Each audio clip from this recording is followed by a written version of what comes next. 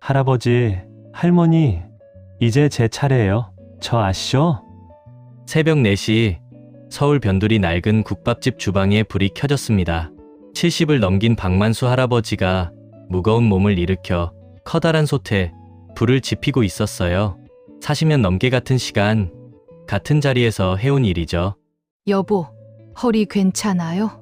김순덕 할머니가 앞치마를 두르며 조심스럽게 물었습니다. 만수는 대답 대신 쓴웃음만 지을 뿐이었어요. 두 사람은 말없이 국밥 준비를 시작했습니다. 선지를 손질하고 뼈를 삶고 양념을 준비하는 손길이 능숙하지만 예전만큼 빠르진 않았어요. 안녕하세요, 할머니, 할아버지. 우편 전해드리려고 왔습니다. 새벽 배달부가 밖에서 소리쳤습니다. 순덕이 앞치마에 손을 닦으며 문을 열었어요. 그런데 순덕은 봉투 내용물을 보자마자 깜짝 놀랐어요. 등기우편 봉투, 법원 경매 통지서. 뭐, 법원 통지서라니? 순덕의 손이 떨렸습니다. 만수가 급히 다가와 봉투를 뜯었어요. 경매 예정부동산, 서울시 대안구 서림동 552-8번지 건물 전체.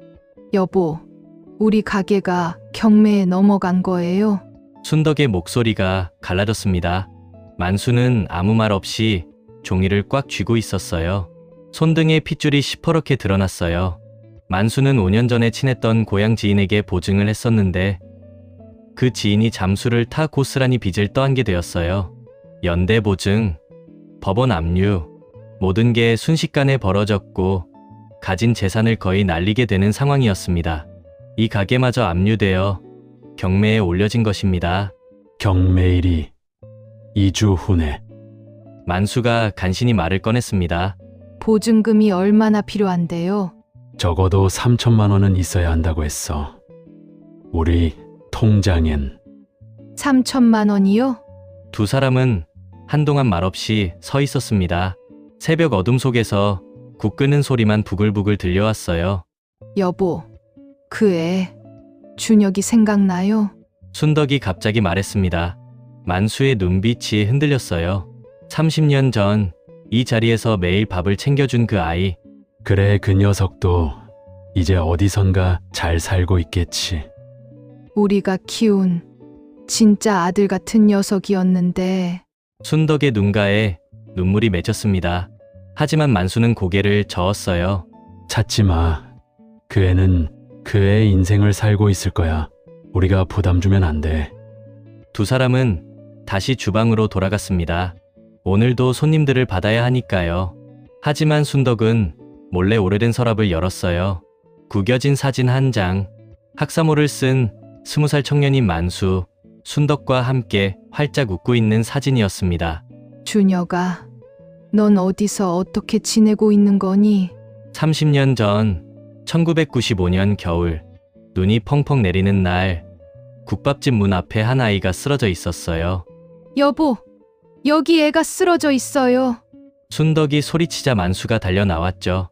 10살쯤 되어 보이는 아이, 너무 추워서 입술이 파래져 있었어요. 애야! 정신 차려라! 만수가 아이를 안아들고 가게 안으로 들어갔습니다. 순덕은 급히 따뜻한 국밥 한 그릇을 챙겨왔어요. 배고프지?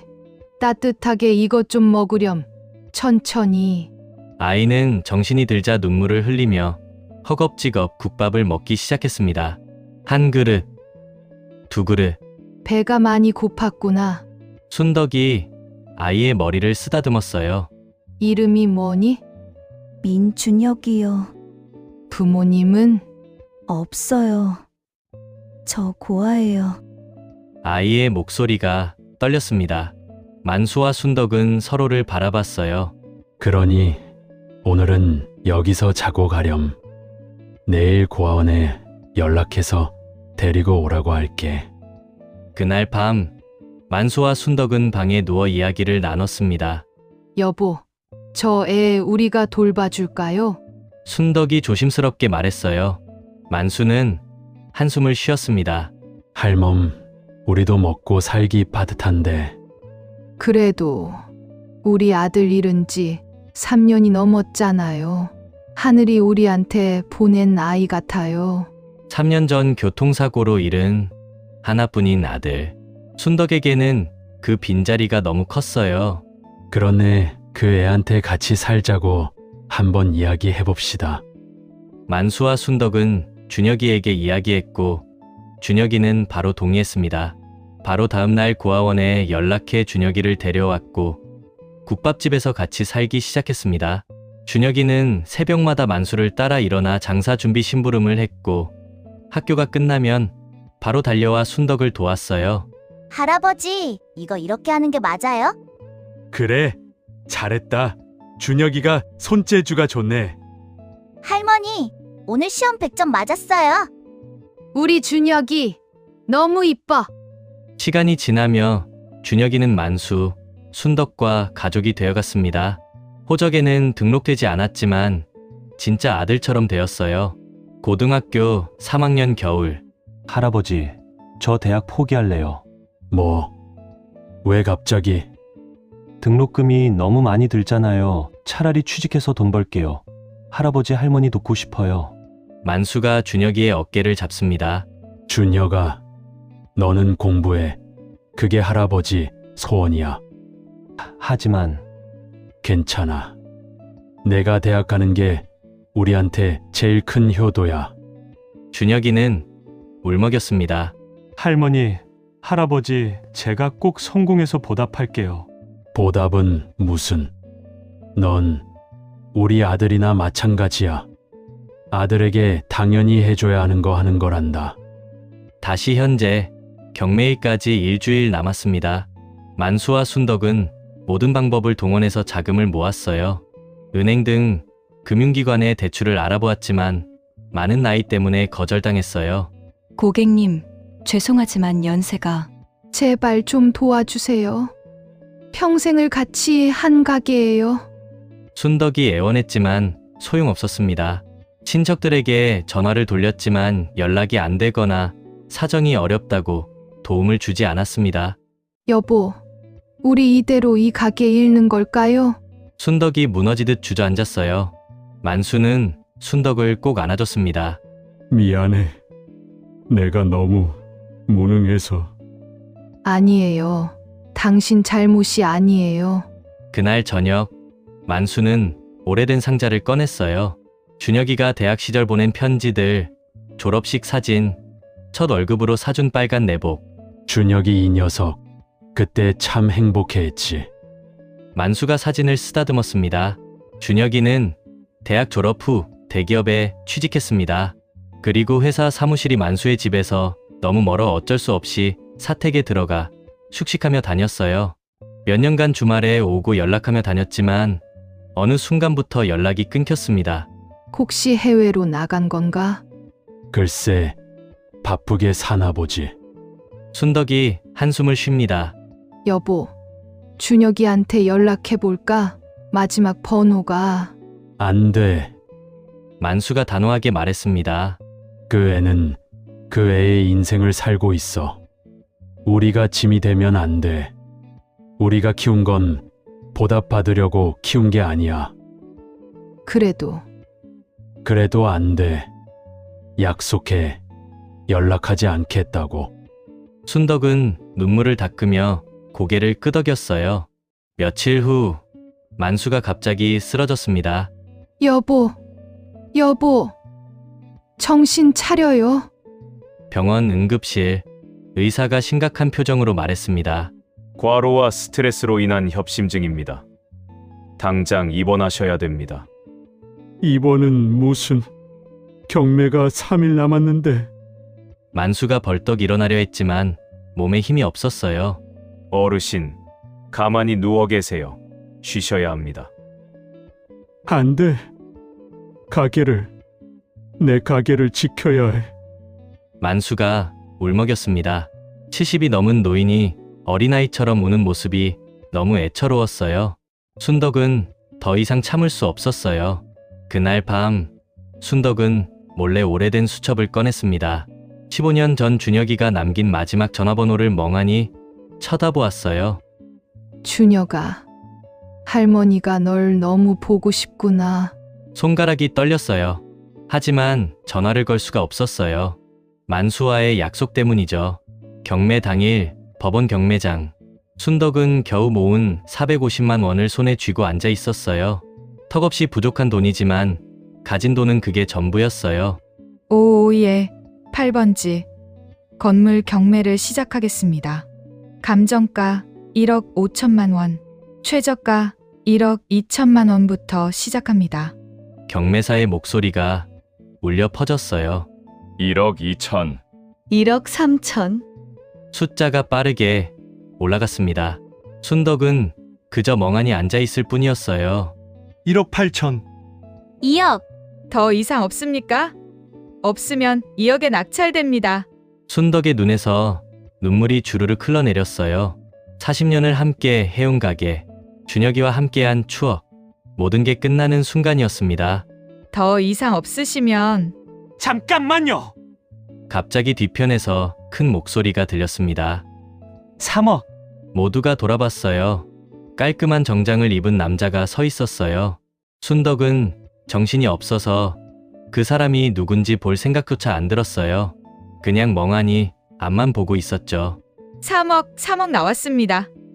다른 분 없으십니까? 다른 응찰자들이 포기합니다. 너무 높은 가격이었죠. 3, 2, 1. 3억에 낙찰되었습니다.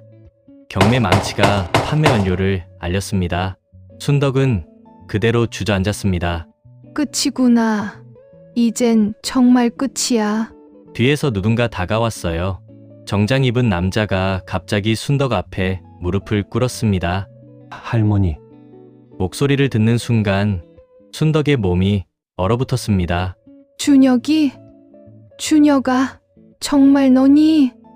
고개를 들어보니 30대 중후반의 남자가 눈물을 흘리며 웃고 있었어요. 네, 할머니. 저예요. 준혁아, 진짜 너가 맞니? 순덕은 떨리는 손으로 준혁의 얼굴을 만졌어요. 준혁은 순덕의 손을 꼭 잡았습니다. 할머니, 제가 너무 늦었네요. 아니야. 내가 온 것만으로도. 두 사람은 경매장 한가운데서 부둥켜 안고 울었어요. 주변 사람들이 궁금한 듯 바라보지만 그들에겐 아무것도 보이지 않았습니다. 할머니, 할아버지는요? 어디 가셨어요? 병원에 계시죠. 갑자기 쓰러지셔서. 뭐라고요? 지금 당장 가요. 준혁이 순덕을 부축해서 일으켰습니다. 저기, 준혁아. 경매는 제가 다 처리했어요. 걱정 마세요. 하지만 3억이나 되는 돈을. 할머니, 돈은 걱정하지 마세요. 저는 할머니, 할아버지가 더 중요해요. 준혁의 눈빛이 진지했어요. 병원 정문 입구, 준혁과 순덕이 급히 들어섰습니다. 할머니, 할아버지 병실이 몇 호예요? 3층 302호야.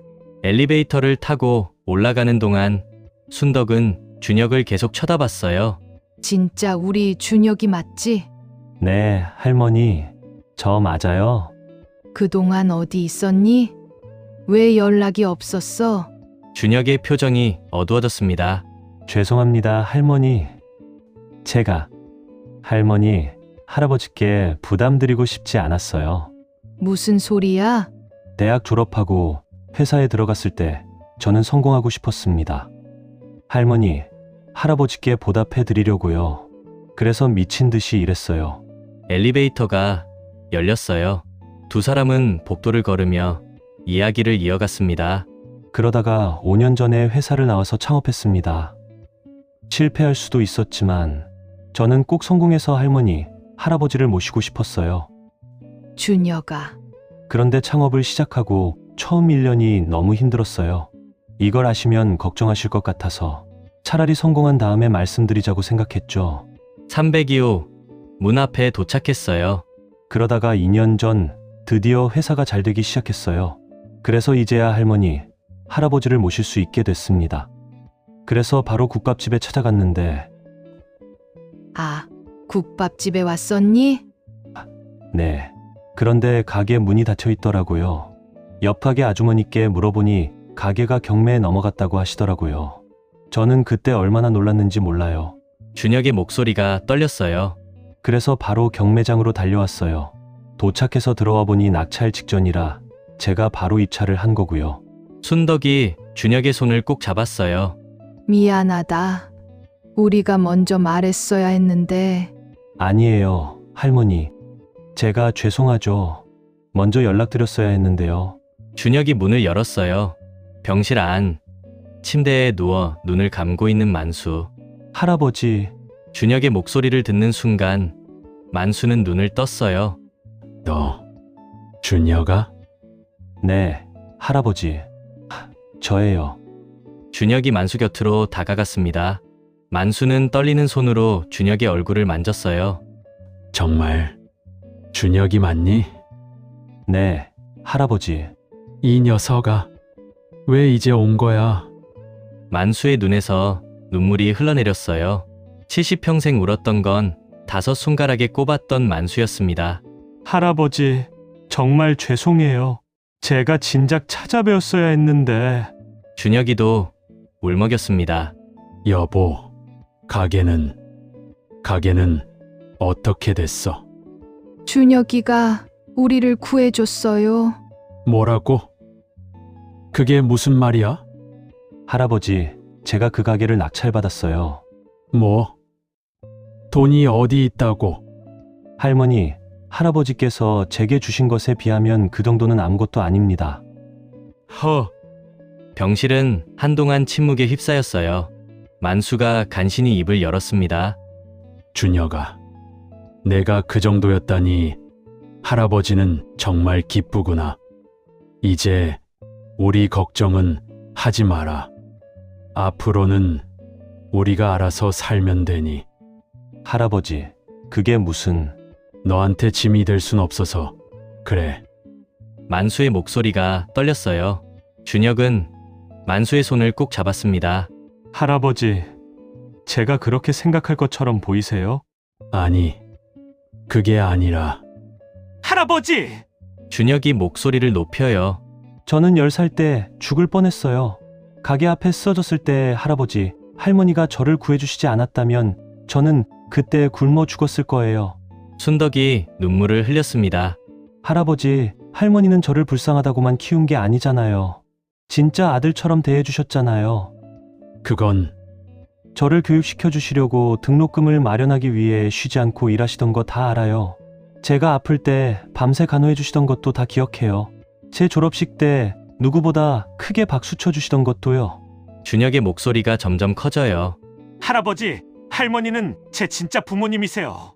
호적에 없어도 피가 안 섞여도 말입니다. 할아버지, 할머니가 저한테 큰 사랑을 주셨어요. 만수가 소리 내어 울기 시작했어요. 준혁아, 할아버지, 이제는 제 차례입니다. 할아버지, 할머니를 제가 모실 차례라고요. 준혁이 만수를 껴안았습니다. 순덕도 함께 껴안았어요. 세 사람은 한참을 울었습니다. 혈연을 넘어선 진짜 가족의 눈물이에요.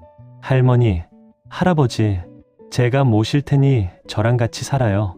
제가 다 준비했어요. 국밥집이 우리 집이야.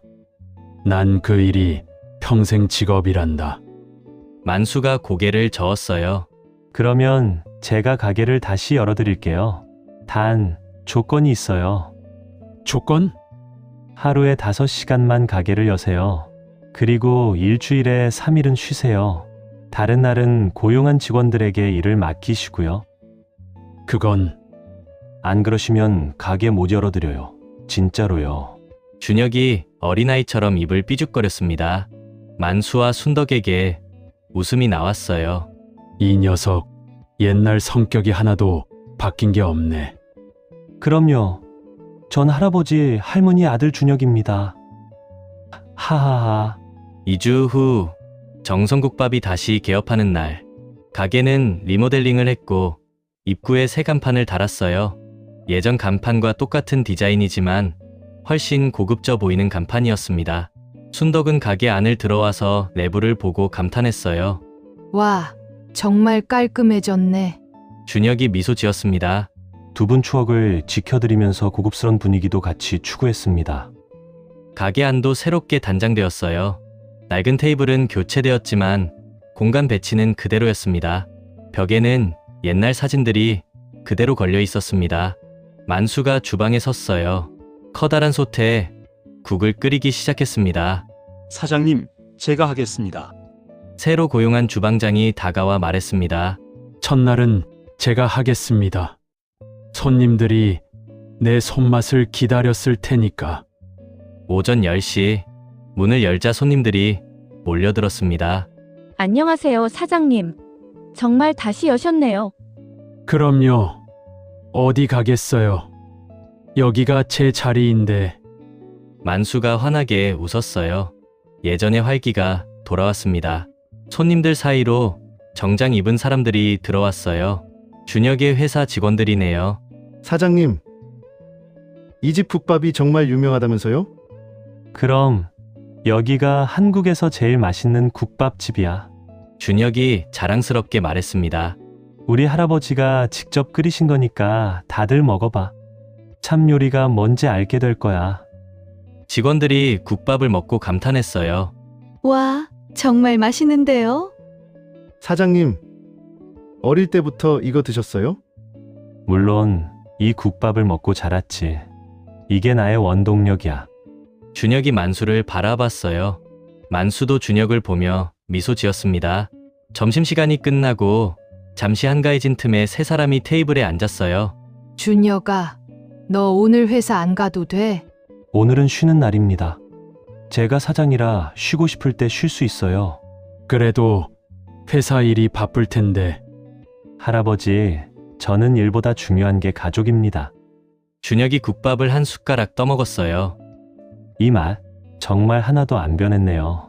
제가 제일 좋아하는 맛이에요. 그래, 우리 준혁이가 제일 좋아했지. 순덕이 준혁의 머리를 쓰다듬었습니다. 촉망받는 30대의 젊은 CEO지만 이 순간만큼은 10살 꼬마네요. 저녁 무렵 한 젊은 여자가 아이 손을 잡고 가게에 들어왔습니다. 준혁 씨! 아, 당신 왔어? 우리 서연이도 왔네. 준혁이 반갑게 일어났습니다. 만수와 순덕이 깜짝 놀라서 쳐다봤어요. 할머니, 할아버지 소개할게요. 제 아내랑 딸입니다. 준혁아, 너 결혼했어? 순덕이 깜짝 놀랐어요. 네, 2년 전에 했어요. 그동안 말씀 못 드려서 죄송해요. 혜진이 예쁘게 인사했습니다. 할아버지, 할머님께 처음 인사드립니다. 저는 김혜진이라고 합니다.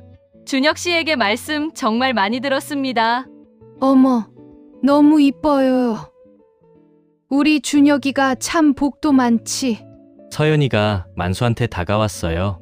안녕하세요, 할아버지. 오, 그래. 이름이 어떻게 되니? 서연이가 귀엽게 인사합니다. 저는 서연이에요. 5살 됐어요. 만수와 순덕은 아이가 너무 귀여워 어쩔 줄 몰랐어요. 할아버지, 아빠가 그러는데 할아버지, 국밥이 세상에서 제일 맛있대요. 그래. 그럼 서연이한테도 줄 테니 먹어볼래? 네, 주세요. 만수가 서연이를 안아 올렸어요. 순덕은 눈물을 닦았습니다.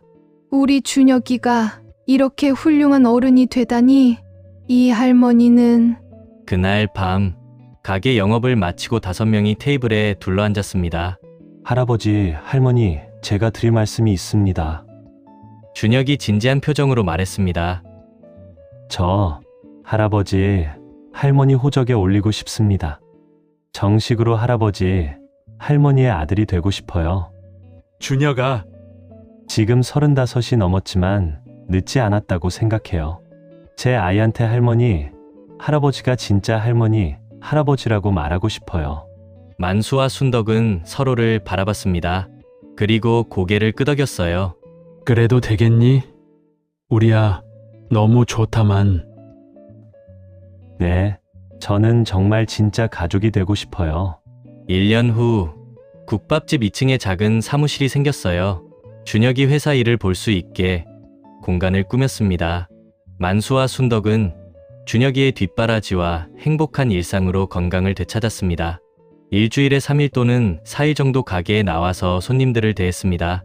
사장님, 오늘 국밥 진짜 맛있어요. 하하하, 고맙습니다. 자주 오세요. 그러던 어느 눈 내리는 겨울날, 가게 앞에 한 소년이 우두커니 서 있었어요. 10살쯤 되어 보이는 아이. 배가 고픈지 계속 가게 안을 들여다봤습니다. 가게 안에서 만수가 아이를 발견했습니다. 얘야, 춥지? 어서 들어와라. 저 돈이 없어요. 그래도 괜찮아. 어서 들어와. 아이가 쭈뼛거리다 조심스럽게 들어왔습니다. 만수는 따뜻한 국밥을 내왔어요. 어서 먹으렴. 천천히 먹어. 아이가 감사하다고 하며 울면서 국밥을 먹었어요. 2층에서 일하던 준혁이 내려왔어요. 내려오는 도중 아이가 먹는 모습을 본 순간 멈칫했습니다. 30년 전 자신의 모습과 똑같았다고 생각했어요. 아버지, 그 애는 준혁이 조용히 말했어요. 만수가 미소 지었습니다. 준혁아, 이 아이를 어떻게 하는 게 좋을까? 준혁은 아이를 바라봤어요. 그리고 만수를 봤습니다. 아버지께서 저한테 해주셨던 것처럼 하시죠. 그래. 그럼 너도 도와줄 거니? 네. 아버지께서 하시는 일을 아들이 당연히 도와드려야죠. 만수가 준혁의 어깨를 토닥였습니다. 역시 우리 준혁이야. 아이가 국밥을 다 먹고 일어나려 했습니다. 감사합니다, 할아버지. 얘야, 잠깐만. 만수가 아이를 불렀어요. 내일도 올래? 국밥 먹으러. 네, 정말요? 응. 배고플 때 오렴. 할아버지가 챙겨줄게. 아이의 눈에서 눈물이 뚝뚝 떨어졌습니다. 감사합니다. 정말 감사합니다. 아이가 나간 후 준혁이 만수를 껴안았습니다. 역시 아버지, 최고예요. 사랑합니다. 이 녀석, 갑자기 생뚱맞게 하하. 그날 저녁, 가게로 가족들이 모두 모였습니다. 모두가 식사를 하며 즐겁게 웃었습니다. 만수가 창밖을 바라봤어요. 눈이 내리고 있네요. 30년 전 그날처럼. 여보, 우리 참 복이 많은 것 같아. 그래요. 준혁이가 큰 복을 몰고 온 것 같아요. 맞아. 준혁이가 며느리랑 손녀도 데리고 오고. 그러게요. 이보다 좋을 수가 없네요. 준혁이 만수와 순덕의 손을 잡았습니다. 아버지, 어머니, 평생 제 곁에서 오래오래 사셔야 해요. 물론이지. 아버지, 건강하잖아. 오래오래 같이 하자. 비록 혈연 관계는 아니지만 마음으로 연결되어 서로 사랑하는 진짜 가족이 된 사람들. 이들을 축복하듯 하늘에서 눈이 펑펑 내렸습니다. 오늘도 내일도 영원히 행복하길 빌며 이야기는 여기서 맺습니다.